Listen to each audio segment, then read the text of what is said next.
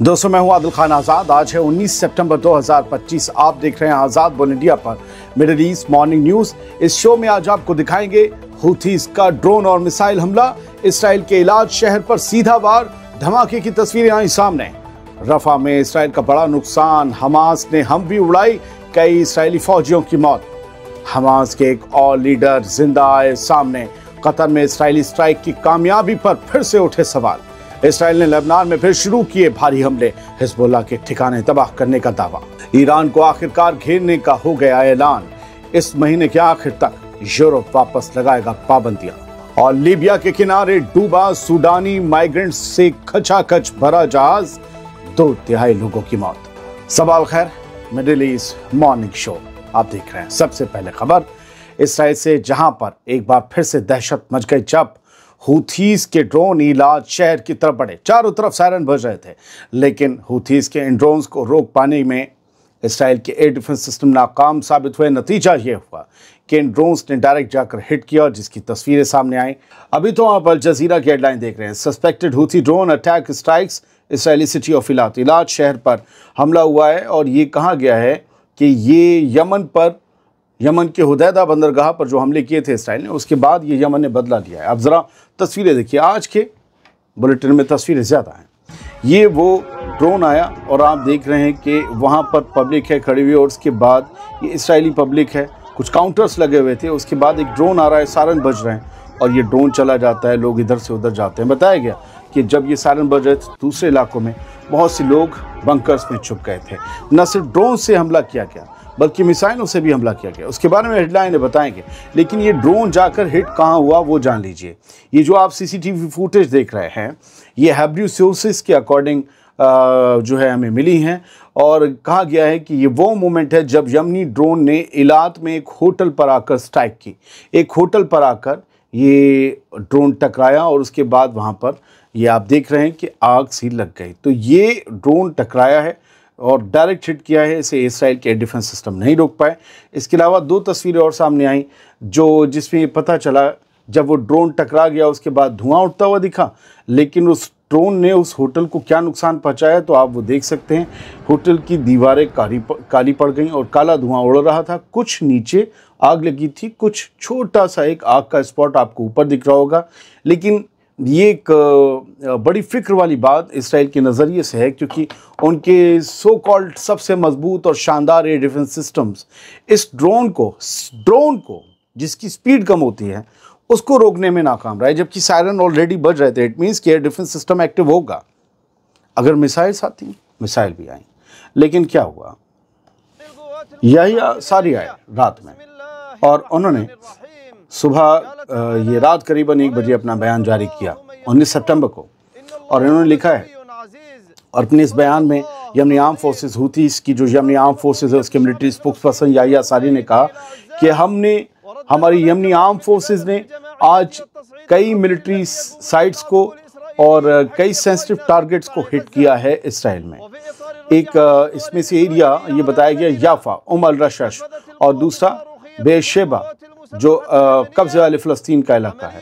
कहा गया यहाँ हमने हाइपरसोनिक बैलिस्टिक मिसाइल जिसका नाम पैलेस्टाइन 2 है उससे हमला किया, और इसके अलावा 4 ड्रोन्स भी दागे हैं इसराइल के इलाकों पर, सेंसिटिव साइट्स पर, मिलिट्री अड्डों पर।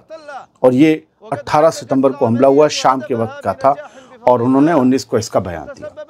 लेकिन इसके अलावा हेडलाइंस आई जिसमें कहा गया कि इसराइली आर्मी यानी कि IDF ने यह दावा किया है कि उसने हूथीज की मिसाइल जो यमन से इसराइल की तरफ लॉन्च की गई थी उसे इसराइल में इंटरसेप्ट कर लिया, टारगेट हिट करने से पहले ही मार गिराया। लेकिन कमाल की बात है कि वो ड्रोन्स जो आए थे वो इंटरसेप्ट नहीं हुए। ये दावा अल अरेबिया की हेडलाइन में भी हमें दिखता है। इसराइल मिलिट्री ने कहा कि जुमेरात को जो हमला हुआ है उसकी वजह से कई इलाकों में सायरन बजे, जेरूसलम में भी बजे, लेकिन सायरन बजने के बाद क्या हुआ कि लोग जो है वो बंकर्स में गए, लेकिन इसराइल की एयरफोर्स ने इसे इंटरसेप्ट कर लिया मिसाइल को, और इसके बाद किसी की कोई ज़ख्मी होने की खबर नहीं है। तो फिलहाल पहली खबर यमन के हूथी से जुड़ी हुई थी जिन्होंने इसराइल पर हमले किए हैं ड्रोन्स और मिसाइल से, जिसकी हमने तस्वीरें भी आपको दिखा दी। अब इसराइल का ज़रा दूसरा नुकसान सुनिए। पहला नुकसान सुन लिया आपने, दूसरा नुकसान हुआ गज़ा में, जहां पर ये जो 4 आप नौजवान देख रहे हैं, ये कल की तारीख तक ज़िंदा थे, अब ज़िंदा नहीं हैं। कल ही इनकी ज़िंदगी का आखिरी दिन साबित हुआ। गज़ा की मैदान जंग में इनकी जान चली गई, और जान ऐसे गई कि हमास की जो अल-क़स्साम ब्रिगेड है, उनकी मिलिट्री विंग, उन्होंने लैंडमाइंस लगा रखी थी और ये साउथ गज़ा में पेट्रोलिंग पर थे ये चारों फौजी रफ़ा शहर में। और वहाँ पर इनकी हमवी जो थी, हमवी आप जानते ना अमर, वो हमवी पूरी हवा में उछल गई और उसके चीथड़े उड़ गए और इन चारों फौजियों की मौत हो गई। इनमें से एक की उम्र जो है बैन मोशे की 26 साल है, ईरान शेलम की 23 साल है, बैन इज़्ज़ाक की 22 साल है और रॉन एरेली तो 20 साल का था। ये चारों मारे गए। इन्होंने अपनी ज़िंदगी में कुछ नहीं देखा था। गज़ा गए, गज़ा में तबाही देखी और फिर मौत देखी। तो ये चारों मारे गए हैं। और इनके अलावा ये खबर आ गई है, कंफर्म है, इसराइल के द टाइम्स ऑफ इसराइल में ये खबर है कि 18 सितंबर को ये सब मारे गए। और ये उनकी वो गाड़ी है जो चारों इसराइली सोल्जर्स हमास के आईईडी अटैक में मारे गए हैं, एक हमवी के अंदर रफ़ा शहर में। उनकी गाड़ी जो निकाली गई है उसके ये हालात हैं कि बिल्कुल इतनी मजबूत गाड़ी के चीथड़े उड़ गए हैं। और जाहिर सी बात है जो चेसिस है उसके नीचे से ही डेटोनेट हुआ होगा आईडी, और इसमें वो चारों बैठे हुए थे या और भी इससे ज़्यादा होंगे, वो पेट्रोल कर रहे थे। और इसके अलावा फिर उन्हें एक धमाका हुआ और उसके बाद फिर जो हुआ वो मैं आपको बता चुका हूँ। ये वो 6 फौजी हैं जो टोटल कल 18 सितंबर में मारे गए हैं। 4 वो नीचे वाले फौजियों की मैंने आपको अभी खबर बता दी। ये 2 वो हैं जिनके बारे में मैंने आपको सबसे पहले बताया था कल रात के शो दुनिया भर की खबरें में। ये जॉर्डन से आए मदद का ट्रक लेकर आए एक ट्रक ड्राइवर ने इन दोनों ऊपर वाले इसराइली फौजियों को मार दिया, जिसमें से 20 साल का लड़का है और वो जो बंदा थोड़ा सा खिचड़ी, उनकी मूछें हैं वाइट और ब्लैक सी, वो शायद 57 साल के थे। और वो चारों, ये दोनों लोग भी मारे गए। तो कल का दिन इसराइल के एतबार से बहुत बुरा रहा। 6 फौजी उसके एक दिन में मारे गए हैं जो ऑफिशियल डेटा है। और ये हैं वो जॉर्डन के ड्राइवर जिनके ऊपर इल्ज़ाम है कि इन्होंने, इल्ज़ाम था क्योंकि ये भी उन दोनों फौजियों को मारने के बाद मारे गए। ये जॉर्डन के जो बंदा है जो ट्रक लेकर आया था मदद का, गज़ा जा रहा था, उसने उन दोनों फौजियों को मारा। ये वो ड्राइवर बताए जा रहे हैं और कहा जा रहा है इनका नाम है अब्दुल मुतालिब हसन ज़ैदान अल नुएमी अल कैसी, बड़ा लंबा नाम था इनका, और अबू ईसा के नाम से ही जाने जाते थे। 57 साल के ये थे। और जो इसराइली फ़ौजी था उसकी उम्र शायद 60 से ज़्यादा थी। रिज़र्विस्ट थे, वो बाद में भी नौकरी कर सकते हैं। तो ये दायर एरिया मर्ज अल हम्माम जो है, जॉर्डन की कैपिटल अम्मान में एक इलाका है, वहाँ के रहने वाले थे। ये ट्रक गज़ा के लिए लेकर जा रहे थे मदद का, और इन्होंने उन दोनों फौजियों को मार दिया। वो दोनों मारे गए और इसके बाद इन पर भी आईडीएफ ने गोलियां चलाईं, ये भी वहीं पर मारे गए। कल रात ही जब ये फौजियों को मारे जाने की खबर आई तो हमास का एक बयान भी आया, उसे सुन लीजिए। और इसे जो है वो शेयर किया गया है सोशल मीडिया पर। अल-क़स्साम ब्रिगेड की लीडरशिप ने ये कहा है कि हम दुश्मन की मिलिट्री और पॉलिटिकल लीडरशिप से ये कहते हैं कि गज़ा तुम्हारी बुज़दिल फ़ौज के लिए आसान शिकार नहीं होगा। हम तुमसे नहीं डरते और हम तुम्हारे फ़ौजियों की रूह को जहन्नुम में भेजने के लिए तैयार हैं। हमने तुम्हारे लिए शहादत चाहने वालों की एक फ़ौज, हज़ारों जाल और एक्सप्लोजिव डिवाइसेस तैयार कर रखी हैं। यानी यहाँ से पता चलता है कि हमास ने, कुछ अल-क़स्साम ब्रिगेड ने बड़ी तादाद में नई भर्तियाँ की हैं और अभी भी उनके पास हथियार हैं, जैसा कि इसमें दावा किया जा रहा है, इस बयान में धमकी दी जा रही है। खैर, ये कहा है कि गज़ा तुम्हारे फ़ौजियों के लिए कब्रगाह बन जाएगा। तुम एक ख़तरनाक जंग में दाखिल हो रहे हो जिसमें तुम्हें और भी ज़्यादा तादाद में मारे गए फ़ौजियों और कैद किए गए फ़ौजियों की कीमत चुकानी पड़ेगी।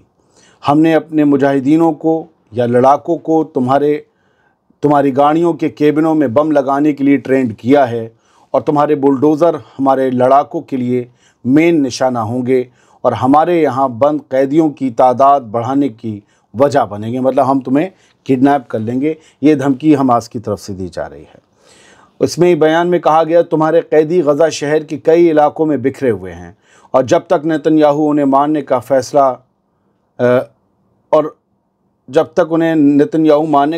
नहीं करता तब तक हमें उनकी जान की कोई परवाह नहीं है।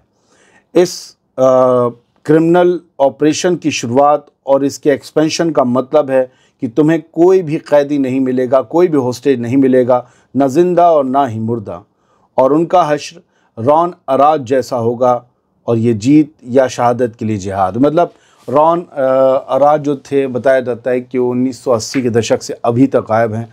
लेबनान में ये फ़ौजी गायब हुआ था और आज तक इसकी किस्मत का पता नहीं चल सका। यानी यही हमास की तरफ से धमकी दी जा रही है कि तुम्हें तुम्हारे होस्टेजेस की कोई खबर नहीं मिलेगी कि वो ज़िंदा हैं या मुर्दा हैं। मतलब हमास की तरफ से एक तरीके से कहा जा रहा है कि इस ऑपरेशन को बंद कर दो। माना ये भी जा रहा है कि हमास के यहाँ पर हज़ारों लड़ाके हैं जिन पर भी आफत मंडरा रही, क्योंकि इसराइल बहुत ज़बरदस्त तरीके से बमबारी यहाँ पर कर रहा है। तो ये बयान था जो हमने आपको दे दिया, और ये बयान जारी करने वाले वही लोग हैं जो हमास की खबरें मेनली सामने लाते हैं सोशल मीडिया पर।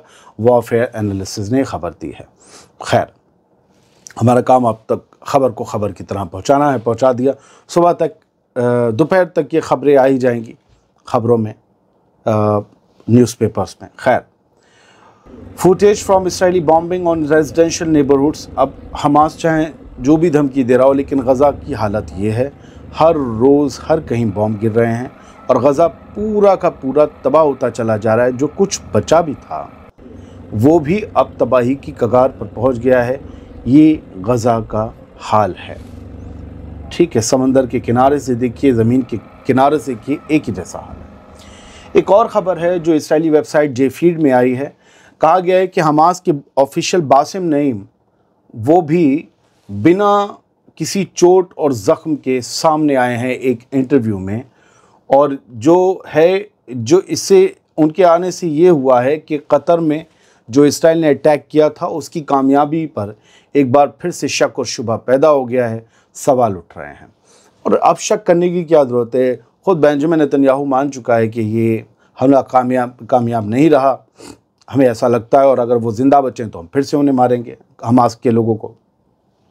फ़िलहाल बासिम नईम जो सामने आए, और इससे पहले एक और शख्स कल हमास के वही जो हमले में उस वक्त वहाँ मौजूद थे वो सामने आए। एक तरीके से साइकोलॉजिकल प्रेशर हमास के लोगों पर से हटाने की कोशिश है हमास की लीडरशिप की तरफ से, और कहीं ना कहीं नेतन्याहू और बाकी लोगों पर ये प्रेशर मेंटेन करने की कोशिश है कि देखो, तुम्हारी स्ट्राइक में हमारा कुछ नहीं हुआ, हमारी लीडरशिप सलामत है। तो कतर में कथित तौर पर जो एक हमला हुआ उसके निशाना बनाए गए हमास के सीनियर अफसर ने एक लाइव टेलीविज़न इंटरव्यू में हिस्सा लिया, जिससे हमास के लीडरशिप पर हाल ही में हुए हमले के जो असर हैं उनके बारे में अब अटकलें तेज़ हो गई हैं।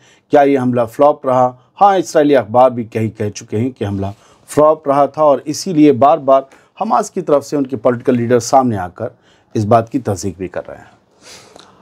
फ्रांस के प्रेसिडेंट मैक्रोन ने कहा है कि फ़लस्तीनी रियासत को तस्लीम करना एक स्टेट के तौर पर ये सबसे बेहतर तरीका है हमास को अलग थलग करने का। ये उनका एक डायलॉग है जो मैंने आप तक पहुंचा दिया। अब दूसरी खबरों का रुख करते हैं, लेबनान चलते हैं, जहां के बारे में हमने कल रात ही आपको बताया था कि इसराइल ने धमकी दी है कि अब हम यहां पर हमले फिर से शुरू करेंगे और तेज़ हमले करेंगे, ख़ासतौर से साउथ लेबनान में, जहां पर हिजबुल्लाह अपना जो है मिलिट्री कैपेबिलिटीज़ को, मिलिट्री ताकत को, क़ुव्वत को फिर से बढ़ा रहा है, अपने मिसाइल, साजो सामान, हथियार इकट्ठा कर रहा है। और फिर इसकी कुछ देर बाद ही इसराइल ने हमला कर भी दिया।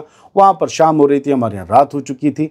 इसराइल की आर्मी ने 3 कस्बों पर लेबनान के हमले किए। लेबनान के 3 कस्बों में बहुत भारी हैवी बॉम्बिंग की गई, और ये बताया गया कि ये माइस अल जबल जो कि बॉर्डर टाउन है, इसके अलावा देब्बिन और कैफरे तिब्नित, ये तीनों इलाकों पर हमले किए गए। कहा गया कि हिजबुल्लाह के मिलिट्री टारगेट्स हैं। और अरब न्यूज़ ने भी लिखा है इसराइल ने वापस अटैक शुरू कर दिए हैं हिजबुल्लाह के स्ट्रॉन्ग होल्ड्स पर जो कि साउथ में हैं, और ये सब कुछ नॉर्थ लिटानी रिवर के नॉर्थ में है वाकई। लेकिन इस पर इसी खबर में अरब न्यूज़ में लिखा है, नवाफ सलाम जो कि लेबनान के प्राइम मिनिस्टर हैं, उन्होंने कहा है कि how is it possible that Israel continues to practise intimidation and attacks, कि ये कैसे हो सकता है, ये कैसे मुमकिन है कि इसराइल लगातार धमकी दे और फिर हमले कर दे। लेबनान की आर्मी कमांड ने ये कहा है कि उसने 4500 से ज़्यादा सीज़ फायर वॉलेशन रिकॉर्ड किए हैं। लेबनान की खुद मुख्तारी को ये चैलेंज है, क्योंकि इन तमाम वॉलेशंस में, इन 4500 वॉलेशंस में लगातार ज़मीन, हवा और समंदर से लेबनानी ज़मीन के ऊपर हमले किए गए हैं इसराइल की तरफ से। और ये उन हमलों की तस्वीरें हैं जो आप देख रहे हैं। ये धमाके हैं जो अपने आप में बताते हैं कि हैवी बॉम्ब यूज़ किए गए हैं फिर से एक बार IDF की तरफ से, और ये बताता है कि टेंशन बढ़ रही है। हो सकता है कि फिर से एक बड़ी जंग की तरफ जाए। हिज़्बुल्लाह क्या रिटेलिएट करता है, इस पर भी बहुत से लोगों की नज़रें हैं। अल जज़ीरा की भी हेडलाइन इस बारे में। लेबनान के PM जो हैं सलाम, उन्होंने बहुत ज़बरदस्त तरीके से सख्त लफ्ज़ों में झाड़ा है इसराइल को और लेबनान पर हमलों की मज़म्मत की है। और ये भी इसमें बताया है कि इसराइल ने जो है वो सिर्फ लोगों को 1 घंटा दिया इलाका छोड़ने के लिए और कहा कि आप यहाँ से निकल जाइए। अब 1 घंटे में कौन अपना भारी भरकम सामान ले जा पाए? जो ले जा सका वो अपने साथ ले गया और बाकी सब कुछ उसका पीछे तबाह हो गया। एमनुअल मैक्रोन ने कहा है कि उन्हें उम्मीद है कि ईरान पर इस महीने के आखिर तक सैंक्शंस वापस लग जाएंगे। वो जो UN के सैंक्शंस थे उसको लेकर E3 लगातार ईरान को धमका रहा था और अब ये बात आ गई। फ्रांस के सदर एमनुअल मैक्रोन ने एक इस्राएली टेलीविज़न को दिए इंटरव्यू के एक हिस्से में कहा कि उन्हें उम्मीद है कि इस महीने के आखिर तक ईरान के ख़िलाफ़ इंटरनेशनल सैंक्शंस जो हैं फिर से लागू हो जाएंगे। चैनल 12 है इस्राएली चैनल, वहाँ पर इन्होंने इंटरव्यू दिया। सवाल पूछा गया कि क्या ईरान पर उसके न्यूक्लियर प्रोग्राम को लेकर लगाई गई पाबंदियाँ इस महीने के आखिर तक वापस आ जाएंगी। तो मैक्रोन ने कहा कि हाँ, मुझे ऐसा लगता है, क्योंकि ईरानियों से हमें जो ताज़ा खबरें मिली हैं वो सीरियस नहीं हैं। ईरान न्यूक्लियर डील को लेकर सीरियस नहीं है, लिहाजा हमें वो फैसला करना पड़ेगा जो हम नहीं चाहते थे। ब्रिटेन, फ्रांस और जर्मनी, जिन्होंने साल 2015 में ईरान के साथ न्यूक्लियर समझौते पर सिग्नेचर किए थे, उन्होंने पिछले महीने यूनाइटेड नेशंस की जो पाबंदियां हैं उनको वापस फिर से लागू करने की धमकी दी थी और अब ये होने जा रहा है। ईरान के लिए बड़ा मुश्किल का सबब है। एक मुश्किल का सफ़र तय करते हैं सूडान के लोग। वो सूडान जहां खाना जंगी जारी है पिछले 2 साल से और बेहद गरीबी हमेशा से है। सूडान के लोग एक नाव में सवार होकर जा रहे थे यूरोप की तरफ और बताया गया उसमें करीबन 75 लोग सवार थे और इनमें से जो है 50 लोग मारे गए। लगभग ग्रीस की तरफ ये जा रहे थे कारोबार की तलाश में, कोई काम मिल जाएगा तो अपना पेट पलेगा, घर पर जो लोग भुखमरी से मर रहे हैं उनके लिए कुछ भेज सकेंगे। अगर ये तस्वीर तो खैर 2021 की एक बोट की है, लेकिन वो लोग भी इस उम्र के ही नौजवान लड़के वगैरह रहे होंगे जो गए होंगे और अब इस दुनिया से चले गए। 75 लोगों में से लगभग 50 से 51 लोग मारे गए हैं। ये एक बड़ी, और ये सब लीबिया की साहिल के करीब, या साहिल तो नहीं कहेंगे, लीबिया की एक शहर है जिससे 50 किलोमीटर जो है समंदर के अंदर इन लोगों की नाव में ब्लास्ट हुआ, उसमें आग लगी, फिर ये सारे लोग डूबने लगे। इनमें से बस 24 को बचाया जा सका। बहुत बहुत शुक्रिया। सलामत रहिए, खुश रहने की कोशिश कीजिए।